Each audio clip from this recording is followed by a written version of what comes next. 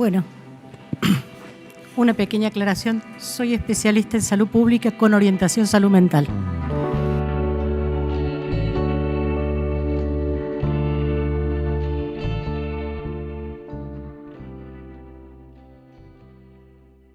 Me llama la atención un silencio. Acá se ha hablado mucho de posibles financiaciones, se ha hablado de negocios de embriones, etc.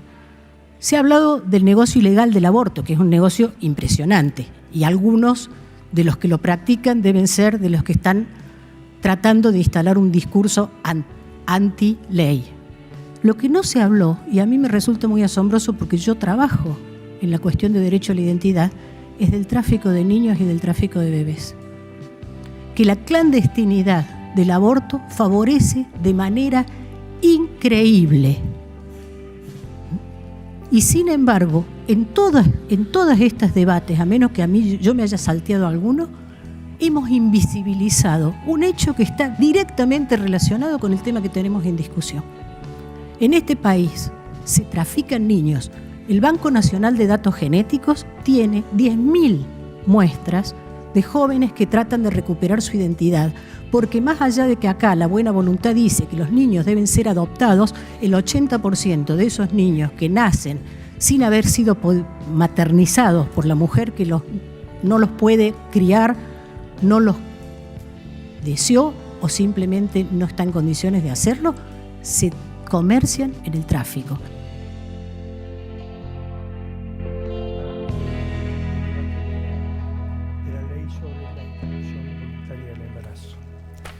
Alicia, queríamos comenzarla con, queríamos abordar esta problemática desde dos perspectivas, la de los individuos y luego desde la sociedad toda. La constitución de la subjetividad de un individuo comienza en rigor con la carga genética que uno trae y luego con la presión medioambiental que se ejerce sobre esa carga genética. De eso no vamos a entrar en ese tema, pero ¿qué se puede decir sobre la construcción de la subjetividad de un niño? ¿Cómo se produce esa construcción? Bueno, la producción de la subjetividad de un niño empieza a suceder desde antes de que el niño nazca, ¿no es cierto? En la elección de un nombre, en la indicación de una genealogía, en la indicación de un origen, etcétera. Bien. Ahora, cuando vos usas la palabra identidad es un elemento que confluye parcialmente con la categoría subjetividad, que a su vez también siempre ya pone internamente lo social, porque la constitución de un sujeto, de una subjetividad, siempre es una constitución que se hace en relación a otros, ¿no? Y entre esos otros está la construcción de la propia historia, y entre esos otros está también la construcción de este proceso que es la identidad, ¿no? Y acá voy a marcar lo de identidad como un proceso. Si vos vas al diccionario latinoamericano de bioética, por ejemplo, identidad tiene un capítulo muy largo y divide entre algo que mencionaste, que es identidad biológica, identidad genética, más después la construcción de identidad que va transformándose en toda la vida, porque no es solamente la identidad, no es solo el origen, sino lo que uno hace, lo que vive, lo que intercambia y lo que los otros construyen de uno a lo largo de una vida, ¿no? O sea, uno puede decir, uno es adolescente y está en un proceso de resignificación para esa, justamente, Erickson dice, identidad versus difusión del rol para la adolescencia. Uno configura una familia y hay algo de construcción de nueva identidad con las herramientas de lo que trae anteriormente. Uno envejece y hay algo que tiene que ver con incorporar de nuevo o modificar la identidad. Por eso digo que la identidad es un proceso. Bueno, esto me recuerda a Piero Lanier cuando dice que el yo es un perpetuo historiador. Totalmente, pero además es un proceso en transformación continua. La subjetividad es un proceso, no una estructura. Nosotros hemos sido muy aferrados al estructuralismo en la Argentina. Bien. Y entonces pensamos, se construye la estructura y ya está, todo lo demás viene y se suma a la estructura. Y en realidad esto lo aprendí, fíjate vos, una de las nietas restituidas con las cuales yo estaba hablando, me dice, mi identidad la construiré con lo que ahora descubro, con lo que fui, con lo que seguiré haciendo y con lo que va a seguir siendo mi vida. Sí, tal cual. ¿Mm? Entonces, a mí me parece que la experiencia, a mí a lo largo de los años de trabajo, te diría clínico, y este trabajo que yo llevo ya muchos años trabajando sobre niños, niñas y que han sido víctimas del terror de Estado, una parte ha sido como víctimas, como hijos de desaparecidos, fue mi trabajo original desde que estaba en México, y después en la colaboración con los procesos de restitución, la parte judicial de los procesos de restitución de identidad en la CONADI, ¿no es cierto? De restitución de identidad en el marco del plan sistemático de apropiación del terrorismo de Estado.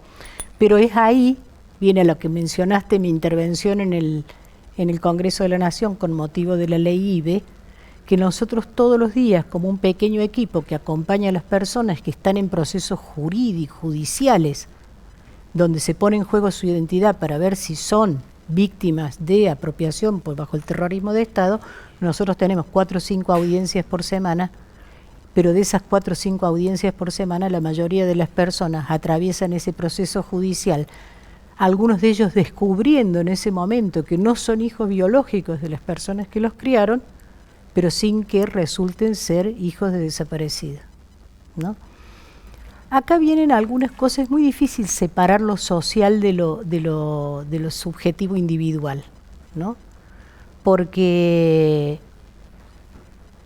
por ponerte un ejemplo, ¿no es cierto? Estos jóvenes que se enfrentan a que el nombre que le pusieron, el nombre que tenían no es el nombre que habían decidido los padres, o el nombre que incluso le habían puesto los padres, y ya tenemos algo tan central como de la identidad como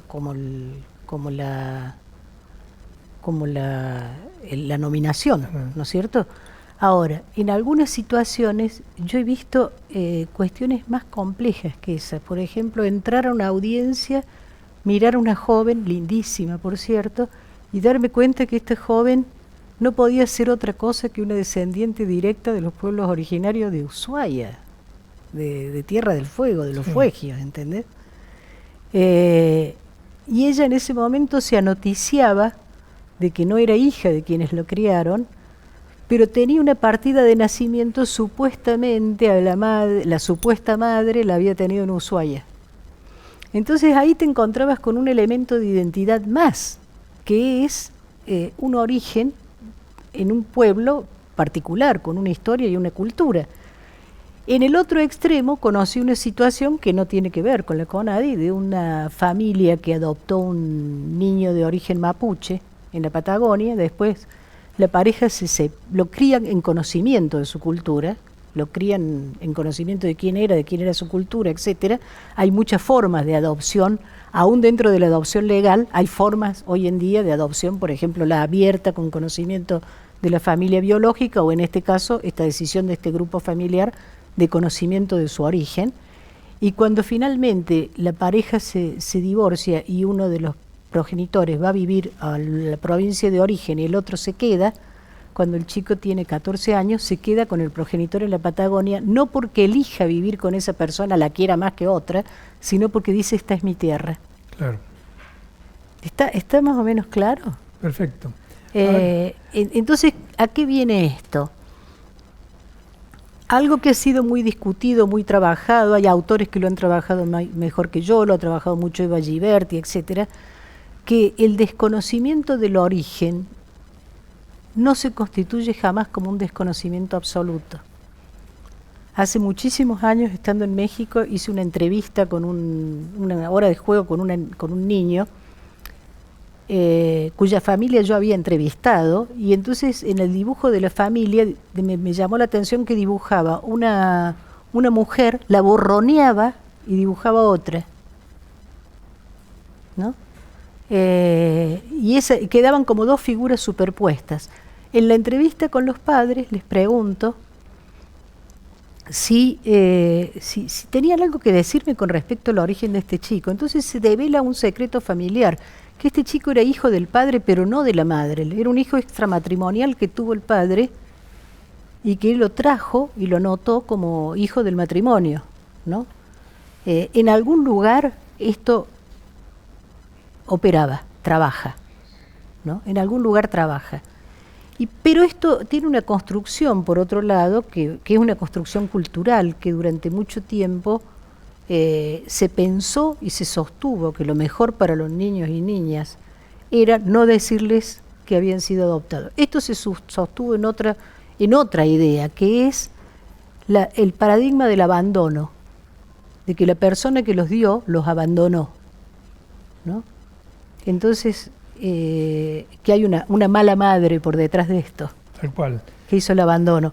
Y yo también debatiría el paradigma del abandono. Bueno, claro, de hecho, muchos casos negativos del Banco Nacional de Datos Genéticos, que son analizados esos ciudadanos y ciudadanas hoy mayores y tienen la expectativa de conocer su identidad de origen y de ser hijos de desaparecidos, en realidad la expectativa de ser hijos de desaparecidos tiene que ver con reconocimiento social, pero con la certeza entonces de que no habían sido abandonados, porque la fuerza represiva, el terrorismo de Estado, había obligado a la madre a entregar al niño o directamente se lo había robado.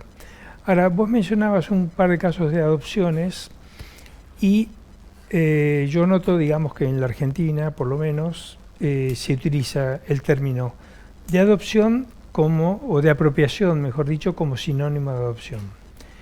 Entonces, la adopción es consecuencia de un proceso legal donde interviene la justicia, hay una sentencia judicial y al niño o niña, por lo menos los padres pretensos adoptivos, están obligados a decir la verdad sobre su condición. Con la ley actual. Con la ley actual. Con la ley anterior se daba por precluida la identidad anterior. Exactamente, hasta los pediatras recomendaban no decirlo. Sí. Pero en la apropiación directamente no solo se falsean los documentos del Estado, sino directamente se le miente al niño o niña. Y me parece que la construcción de esa subjetividad se cimenta sobre una gran mentira, porque el adoptado puede desconocer su parte, digamos, genealógica, puede desconocer quiénes fueron sus padres, sus abuelos. Muchos de nosotros desconocemos mucho de nuestros abuelos. Pero en todo caso uno accede a la verdad de esa situación. Pero cuando se trata de una apropiación, ahí suelen construirse fábulas, digamos, ¿no? Desde fotos de la supuestamente madre embarazada, desde los primeros días de vida, etcétera, etcétera. Entonces, siempre se genera como una diferencia, primero que la sociedad lo ve como situaciones análogas. Creo que hay una ceguera voluntaria sobre tratar a las apropiaciones como las adopciones. Pero también la construcción de la subjetividad del apropiado es como más complicada, digamos, ¿no?, que la de un adoptado. Sí, vos utilizás la palabra apropiado para referirte a toda persona que fue criada y anotada como propia y no lo es. Y no lo es, ¿no es cierto? Lo cual no está mal. Yo sé que muchas de las organizaciones de buscadores lo utilizan así, el término apropiación, pero dentro, y yo siempre he dicho que decir adopción ilegal es un oxímoron, o sea, es una contradicción en sí misma, porque la adopción es una figura legal. Pero también te debo decir que por mi experiencia, y toda la gente que he conocido, hay de todo. O sea, hay gente que anotó un hijo como propio, pero no solo sabe su origen, sino que han favorecido la revinculación con la familia de origen, han hecho lo que en papeles sería una adopción abierta. Hay gente que ha planteado, ha acompañado los procesos de búsqueda de estas personas, dentro de lo posible. Hay gente que ha pagado por ellos y les ha mentido. Hay gente que les ha ocultado su origen. O sea, hay de todo, ¿entendés? Totalmente. Uno no puede hacer una gama, y ahí viene el tema que tiene que ver con lo social, con la naturalización social de estos procesos. Porque si vos te fijas, yo creo que yo siempre digo que la actividad de los organismos de derechos humanos irradió socialmente a otras áreas. Y una de las cosas en las que irradió el trabajo de Abuelas fue justamente la cuestión de identidad.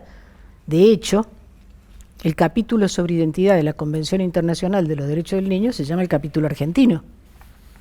¿no? Y yo recuerdo perfectamente cuando se discutía, apenas retornada la democracia, apenas el juicio de la Junta, etcétera, empieza el debate sobre la ley de adopción en el Congreso, y yo participaba, y me acuerdo que para una psicoanalista, leer que la ley esa daba por precluida la identidad anterior. Precluido es el término que nosotros traducimos en el psicoanálisis francés como forclusión. O sea, es una figura jurídica que da por no habiendo existido nunca. Quiere decir que en ese momento se rompían los papeles y desaparecía el origen. ¿Por qué? Porque lo que se trataba de hacer fundamentalmente era de preservar a los adultos y los derechos de herencia. Te digo, ese es el debate que yo escuché. Miren si después reclama la herencia, por ejemplo, o el debate era, miren si esta mujer tuvo una desliz cuando era adolescente, entregó el niño y después se casa, honra, honor, familia, y le cae el hijo a buscarla y le arruina todo lo que ella logró. Todo parecía muy desdibujado el derecho de la persona, del niño o niña que era puesto en crianza, aún en el proceso de adopción legal. En la vieja figura legal, que alguna vez, debo recordarles, Onganía, siendo presidente, hizo una amnistía de todas las adopciones ilegales del país. Sí, en el 71, creo. Exactamente. Y debo decirte otra cosa, que yo creo que hay algo en esto que es heredero de una práctica social, que es la práctica de dar en crianza, ¿no?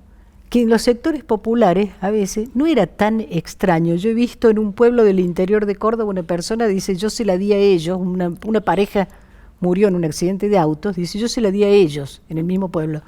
Ahora, si ellos murieron, vuelve conmigo. O, claro, entrevista realizada en el noreste del país. Me dice una de las mujeres, le digo, ¿cuántos hijos tiene?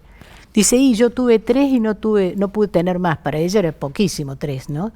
Y me dice, pero mi hermana tuvo mellizos y me dio una, que es esta. Claro. Entonces, en eso ahí tenés un tipo de práctica de crianza. La otra, que yo también la he conocido, es familias muy pobres que entregaban en crianza, como criados o criadas, a niños que eran criados, pero no como miembros de la familia, sino como servidumbre. Claro. Y esto viene de la época de la campaña del desierto, totalmente. Te lo digo así. Sí, sí. Entonces, tenemos muchas prácticas previas sociales que tenían... El primer caso clínico que atendí en mi vida era una nena, familia clase media alta, La madre, nació la nena y se la dejó a la hermana porque se iban a Europa. Tuvieron 3 meses en Europa, volvieron. Dice, mi hermana estaba tan encariñada que se la dejé. En ese caso, ¿entendés? Claro. No hay, ¿cómo te podría decir? No hay ningún ocultamiento. Y he conocido personas que, por supuesto, han considerado natural inscribir, por las dificultades de adopción, etcétera, etcétera, inscribir un hijo como propio en lugar de hacer todo el trámite que le permitiría decirle a ese hijo. Hubo un juez que decidió, para mí es fundamental que la justicia intervenga en la configuración de la subjetividad. Totalmente. Hubo un juez que decidió, y creo que lo otro que hay que romper en muchos casos es el mito del abandono, porque no me olvido de una mujer que crió 9 hijos, pero dio 2 de los 9. Los 2 los dio en momentos de crisis económica gravísimas de este país, ¿no? Y entonces me dice 2 cosas. Una, me gustaría simplemente saber cómo están, si están bien. Y me dijo, porque yo no me los tuve que dar porque no tenía nada para darles. Dice, les di lo único que les podía dar, les di la vida. Ahora, pequeña frase, ¿no? Entonces, tal cual. Es cierto, y además esos casos que comentás como que un poco se explican por sí mismos, digamos, ¿no?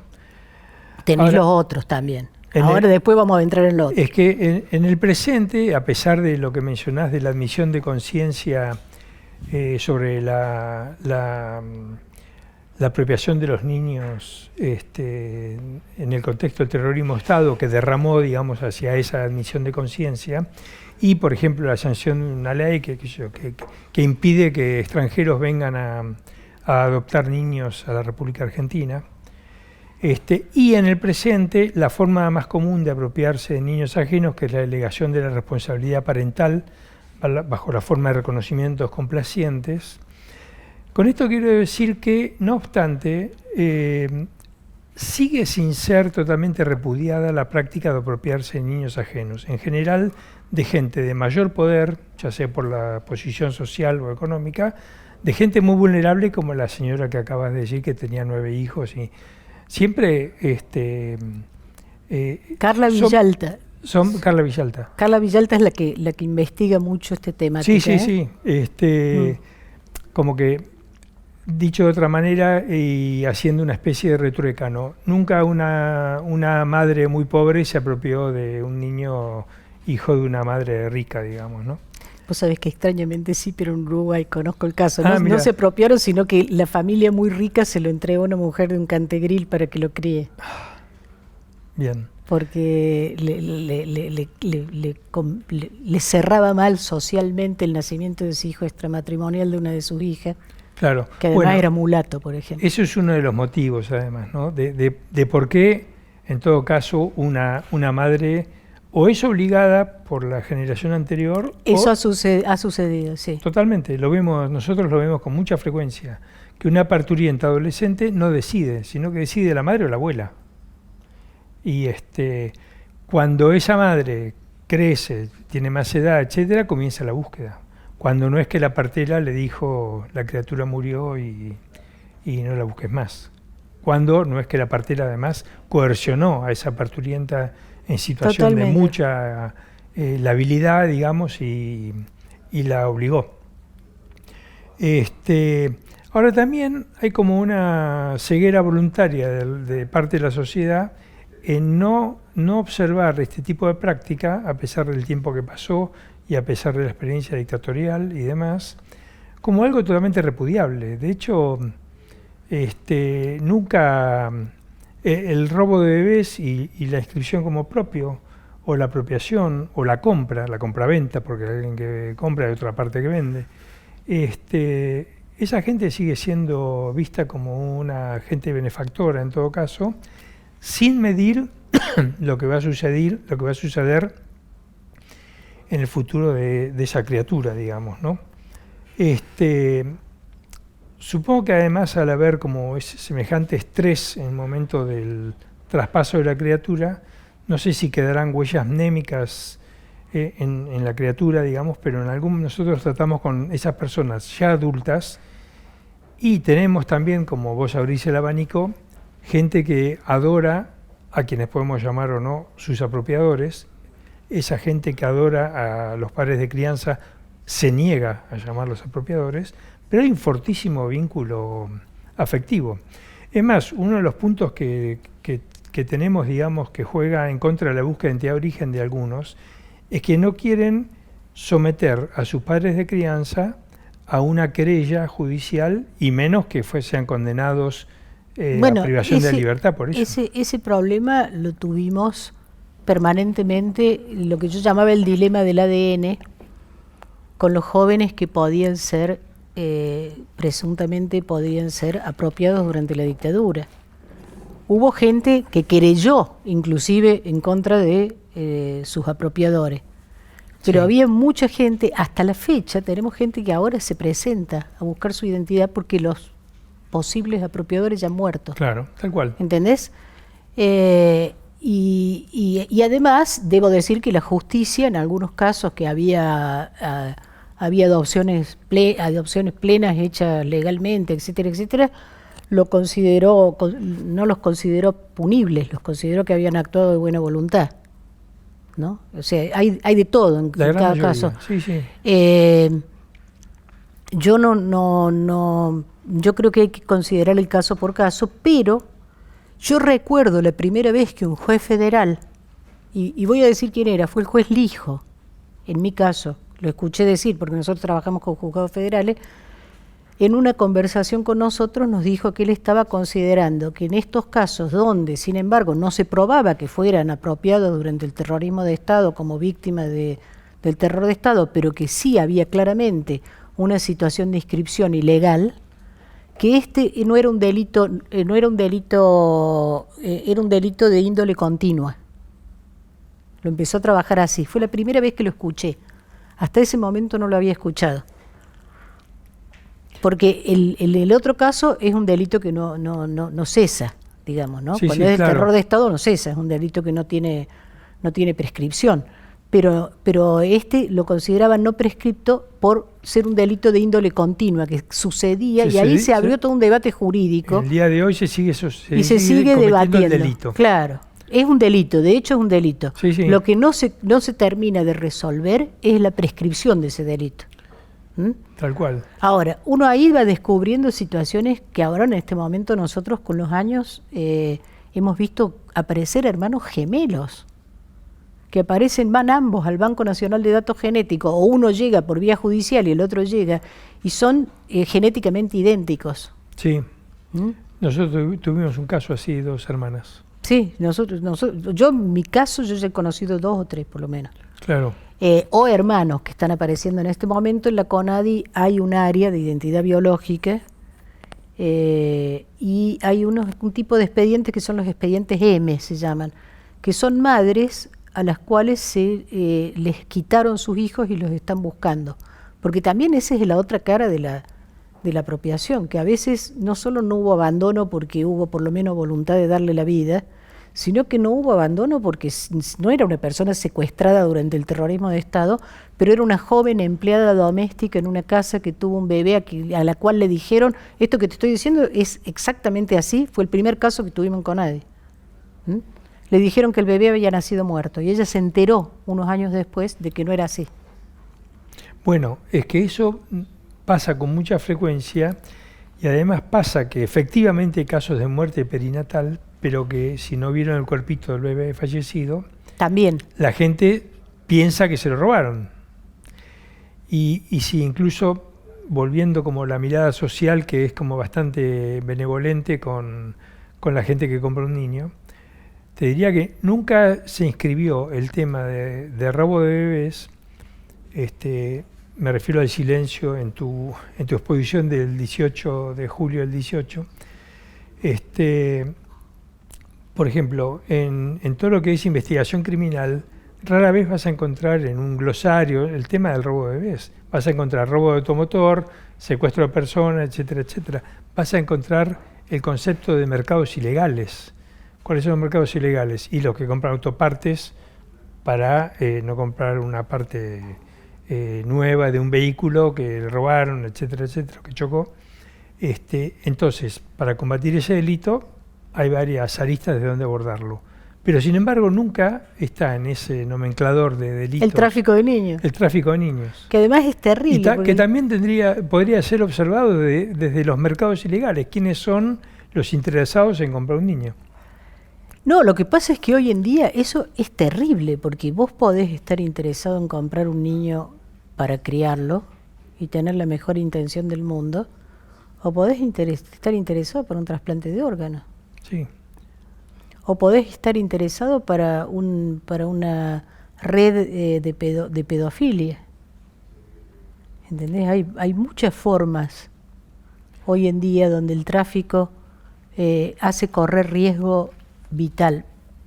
Hace correr riesgo vital directamente, hace correr riesgo de vida. Porque bien planteada, una adopción legal implica que también hay un pasaje por una decisión que, bueno, está bien, puede haber funcionado mal durante mucho tiempo, te aclaro, ¿eh? O sea, porque también una parte de esto ha sido producido por las demoras, las rigideces, otra parte está producida porque toda la gente quiere adoptar un bebé y a veces entonces se forma un cuello de botella alrededor del nacimiento de los bebés. Pero quedan en situación de adoptabilidad niños de 2 años, de 3 años, de 4 años, etcétera. Tenemos el otro caso, por ejemplo, toca un problema con la ley de salud mental.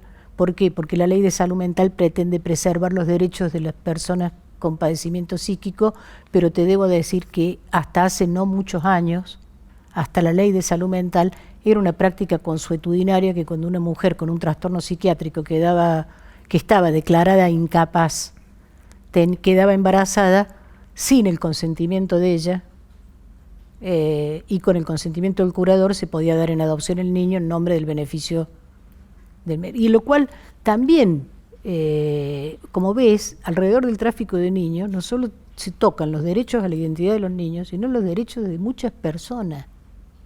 Tal cual. De mujeres en situación de dominación, de mujeres, de menores de edad que son sometidas por familiares, de personas con padecimiento psíquico a las quienes se priva de sus hijos, de mujeres presionadas para entregar los niños. Nosotros tenemos ahora, en esos famosos expedientes M, historias de personas, historias de mujeres a las cuales les han privado de los hijos, y también debe haber algunas que efectivamente, y mirá el otro tema que toca, que si el bebé nace muerto, se lo considera un resto como si fuera el apéndice que te sacaron, sí, ¿entendés? Sí. Restos patológicos. Claro, un resto patológico. Entonces, hay ahora también una propuesta de trabajo, una propuesta de ley, hay un movimiento de mujeres que tratan de que haya un proceso de duelo, haya un proceso de despedida, haya algo que no deje a esa mujer con la sensación de que ese niño pudo estar vivo y pudo haber nacido vivo y estar en algún lugar.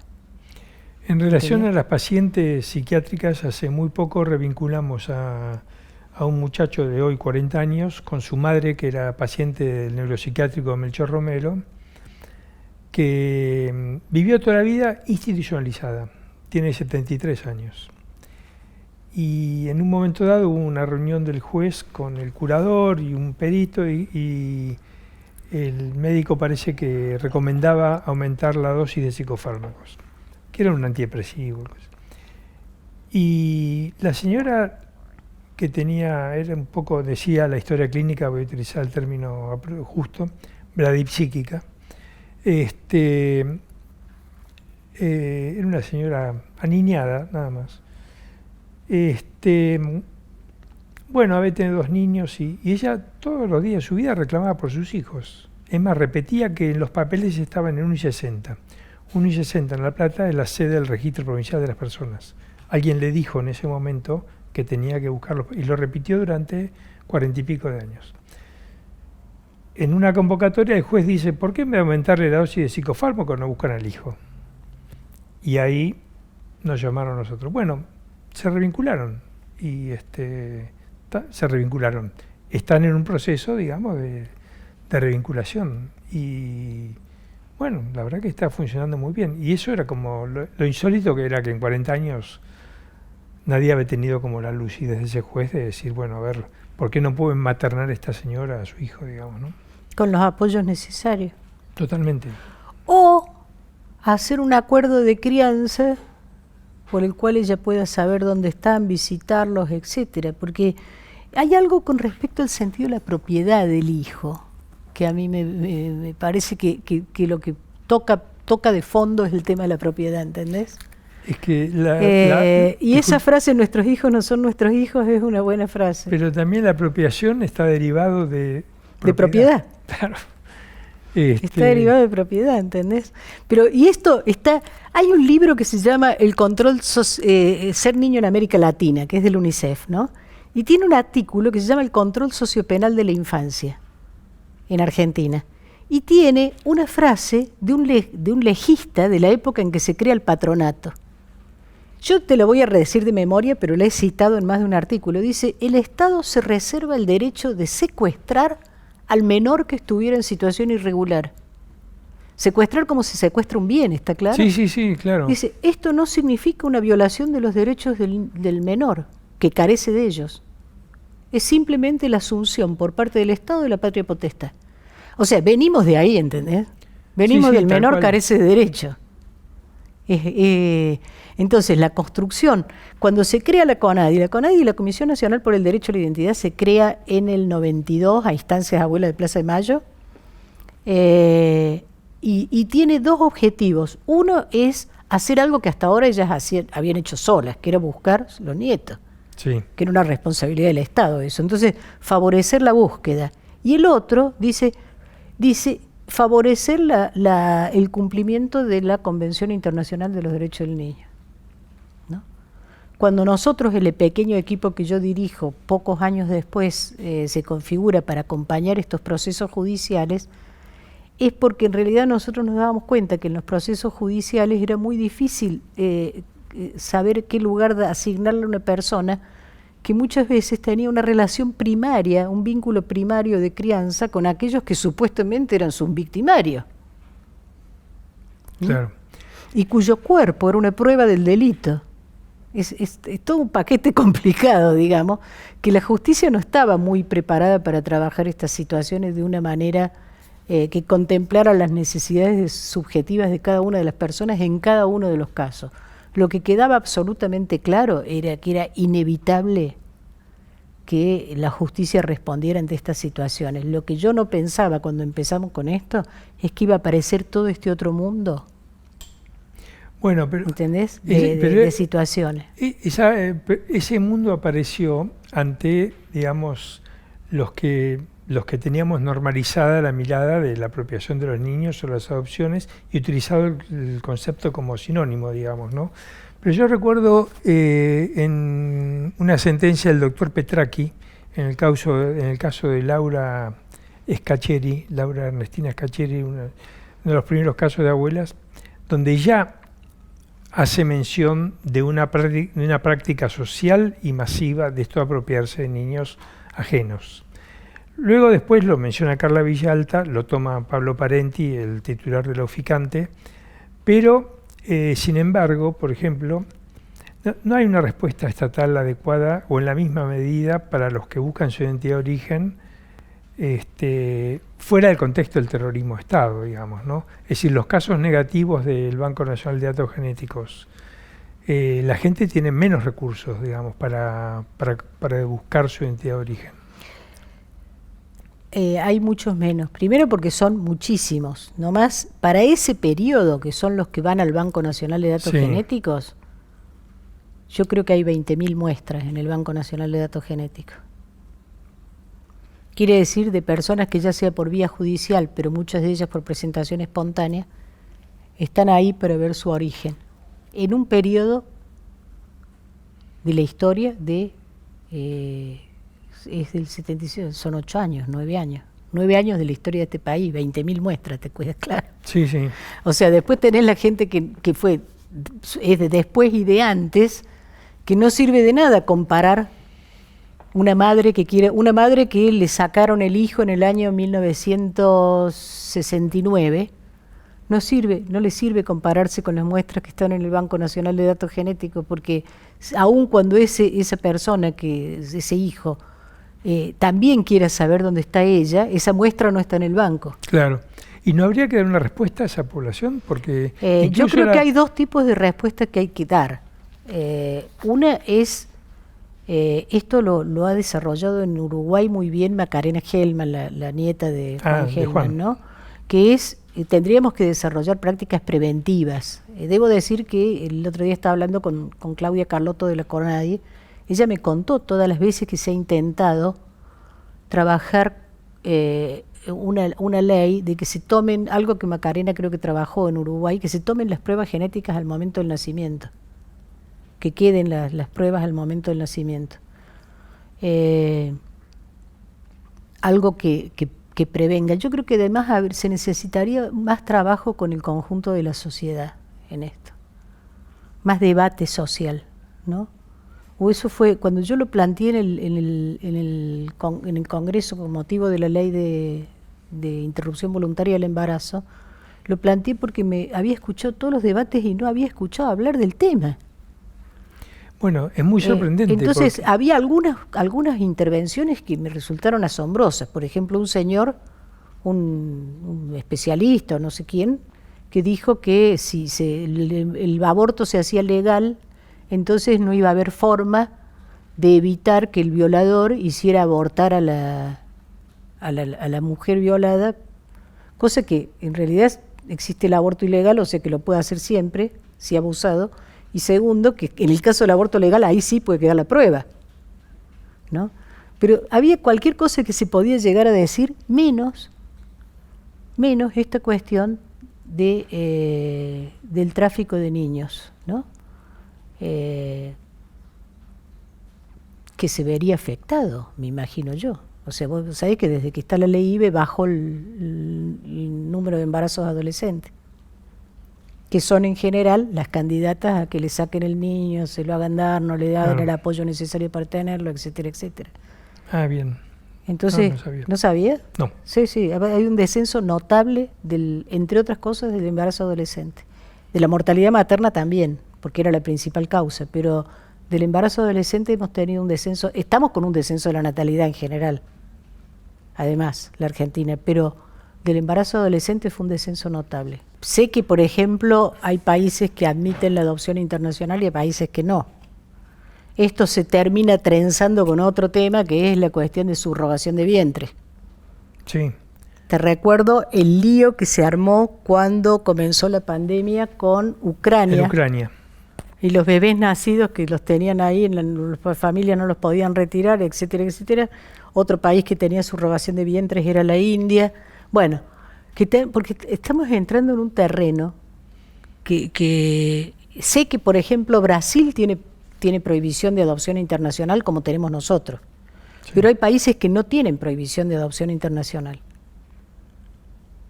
Entonces, en algún momento, sobre todo en algunos países, vos te encontrás con europeos que adoptan a distancia niños que son de otro origen, y yo no sé cómo se gestiona después la identidad, cómo se trabaja, cómo se piensa esto. La Convención Internacional de los Derechos del Niño, trató de poner en el capítulo sobre identidad buena parte de la experiencia argentina, que, como te digo, trascienden mucho la problemática de la apropiación por el terror de Estado, pero la problemática de la apropiación por el terror de Estado produjo un debate que le dio en este país una característica particular. Totalmente. Ahora, se trata de modificar, es más o menos como lo manicomial, se trata de modificar un instituido de siglos con respecto a las prácticas de crianza, a las entregas no entregas, a la aceptación. Yo solía decir, cuando debatíamos la ley de interrupción voluntaria del embarazo, solía decir desde antes, ¿no? Qué complicada una sociedad que penaliza simultáneamente que por un lado endiosa y por otro lado penaliza la maternidad, las dos cosas. Porque por un lado la madre es todo, la madre, como una madre va a matar a su hijo, toda la historia, y por otro lado muchas de las situaciones que yo veía que llevaban a esta entrega de los bebés eran situaciones no solo de falta de apoyo social a la maternidad, sino de rechazo a la maternidad. Sí, claro. Claro. De rechazo, de estigma de ser madre fuera del matrimonio, de ser madre muy joven, de ser, ¿no? Tenemos que pensar de dónde viene esta sociedad. O sea, yo tuve una tía que se casó antes de recibirse de maestra y no se pudo recibir porque una mujer que ya no era virgen no podía ir a clase. No podía estar con las compañeras de colegio, imagínate una embarazada. Entonces, ¿cuánto apoyo se le da a una niña, a una joven adolescente para seguir estudiando si tiene un bebé, por poner un ejemplo? Si ella decide tenerlo. Entonces la presión para que lo entregue va a ser altísima. Sí, e inclusive la presión para desvincular a los padres en ese caso. Son es un marco de debate. No, pero ese acontecimiento además genera trauma en el niño, que después va a ser criado por otra gente, le podrá ir bien o mal, y en la propia madre, digamos, ¿no? Que hoy puede ser una buscadora o no. En nuestra casuística, el 3% de los casos de búsqueda de identidad de origen son madres que buscan a sus hijos. El 97% son hijos que buscan a sus madres. Totalmente, claro. Es decir, lo que está faltando son madres que buscan, que alguna vez o les quitaron o cedieron voluntariamente sus niños, seguramente por alguna de estos cantidad de motivos que enumeramos, digamos, ¿no? Y sí, imagínate, ¿no es cierto? Nosotros ya hemos tenido, yo no participo del equipo de identidad biológica y de los expedientes M de la CONADI, pero creo que la semana pasada hubo una revinculación. Sí. O sea, pero en general es porque ese grupo de mujeres que buscan a sus hijos. Claro. En ese periodo. Entonces, para la gente que busca es mucho más complejo, porque con algunas personas yo he hablado, he tratado de colaborar, pero a veces es como, por ejemplo, hermanos mellizos que tienen partidas de nacimiento inscripciones como nacidos con 10 días de diferencia, no existe eso. ¿Entendés? Y en esas inscripciones se perdió toda huella. El problema es cuando no queda nadie del grupo familiar que crió, o lo que, si ellos quieren denominarlo así, llamarlo apropiadores o lo que fuese, que les dé los datos fehacientes de de qué fue lo que pasó. Aunque más no sea nombre de la partera. Yo lo veo aparecer ahora, aparece mucho en Facebook, la búsqueda. Muchísimo. Hay gente que hay una persona que ha utilizado esas redes de genética internacionales Sí. que después permitió, pero bueno, eso es una aguja en un pajar. Sí, claro. ¿Mm? Yo no soy especialista en investigación, ese es el tema, ¿entendés? ¿Has escuchado a algunos adolescentes que padecen algo que se ha descrito como desconocimiento genealógico? Que es gente que desconoce su identidad de origen y que en la adolescencia tiene como una gran crisis por ese desconocimiento. Algunos psicólogos lo han abordado, pero como que no pueden encarar nada en sus vidas si no resuelven eso, pero particularmente como sobreagudo en la adolescencia. Mira, así designado hoy en día designan un cuadro, pero por ejemplo alguna vez me tocó atender una persona que estudiaba medicina y tenía un problema muy serio porque se le había trabado la carrera en ginecobstetricia y se desmayaba en los partos, pero no hacían una cirugía común, ¿está claro? Sí, no era hijo biológico de sus padres. Bueno, ¿O qué pasaba todo parecía que lo era, ¿entendés? Todo parecía que lo era, más aún había sido su familia, había tenido un tratamiento psicológico en lo cual habían trabajado esta fantasmática de no ser hijo biológico como novela familiar, digamos, claro. ¿no? Y había fotos de la madre embarazada. La situación era muy compleja. Fue una persona que anotaron como propia pocas semanas después de que muriera un bebé que habían tenido. O sea que en ese caso uno podría pensar que había una huella némica en esa persona, inscrita en esa persona, y que esa situación ante un parto le generaba esta respuesta de hipotensión. Teniendo en cuenta que cuando se aclaró la situación cesó el problema, yo creo que sí. Seguramente, claro. Yo no me gusta pensar en términos de causalidades. Entiendo. Y particularmente yo no soy una persona... mi tesis de grado, mi trabajo final de investigación fue observación de lactantes. Y te aseguro que los años que llevo trabajando en esto me han hecho creer fehacientemente en la genética, ¿no? O sea, bueno, empezamos esta entrevista hablando del sí, caudal genético que uno porta, de la presión medioambiental y después de la portavoz o el portavoz o las portavoces que nos hacen... Claro. A mí me han hecho creer fehacientemente en la genética. Particularmente cuando yo veo en el caso de algunos jóvenes en ese momento, ahora son adultos, apropiados durante la dictadura, que cuando vos rastreas las cosas que han hecho, las elecciones que han tenido, sin tener la mínima idea Claro. de quién eran sus progenitores biológicos, han repetido cosas muy extrañas. ¿Entendés? Bueno, conozco el caso de una persona que no conoció a su padre, pero que tenía gestos posturales idénticos. Ah, no, eso sí. Yo trabajé con un chico en México que había muerto el padre antes de que él naciera, y que el padre biológico, pero había muerto, era una familia de exiliados, y tenía un gesto que era como un gesto de tomarse la mano así de esta manera, que era exactamente igual, que no lo tenía la madre. Claro. Además del hecho de oídos musicales, ¿viste? Elecciones de carrera que vos decís insólitas, o capacidades deportivas también. En el caso de dos hermanos gemelos que aparecieron en el cruce genético del Banco Nacional de Datos Genéticos, tenían muchas cosas en común y otras cosas distintas, ¿entendés? Claro. O sea, ¿se puede trazar una línea entre lo genético y lo adquirido? Y yo diría trabajar, yo soy muy amiga de una definición vieja que es del campo del psicoanálisis, que es series complementarias.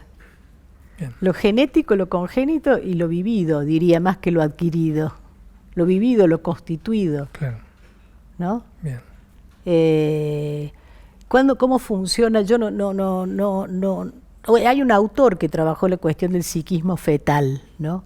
Yo no tengo ninguna investigación sobre ese tema, pero hay que pensar lo siguiente: un feto avanzado sueña, tiene trazado electroencefalográfico de sueño. Bien. ¿Entendés? Y tiene respuestas, tiene percepciones visuales de apenas de sombras, y tiene percepciones auditivas, voces, por ejemplo. La voz de la madre, los latidos cardíacos, etcétera. ¿Cómo se escribe eso en un presujeto previo al lenguaje, etcétera? Es otra cosa. Bien. Ahora, si vos me preguntás, un bebé que estuvo un año con la madre y después es dado en adopción, una huella seguro queda. Que estuvo 6 meses, una huella seguro queda. Esto no, en sí mismo no está ni bien ni mal. El asunto es qué se hace con eso. Tal cual. ¿Entendés? El asunto es, también está algo que ha trabajado mucho, yo valoro eso, lo ha trabajado mucho Eva Giberti, que es qué pasa con el adoptante. Yo creo que tenemos que pasar socialmente de la idea del hijo como propiedad a la idea del disfrute de la crianza. El hijo como sucesión a la idea del disfrute de dar vida, de criar vida, ¿no?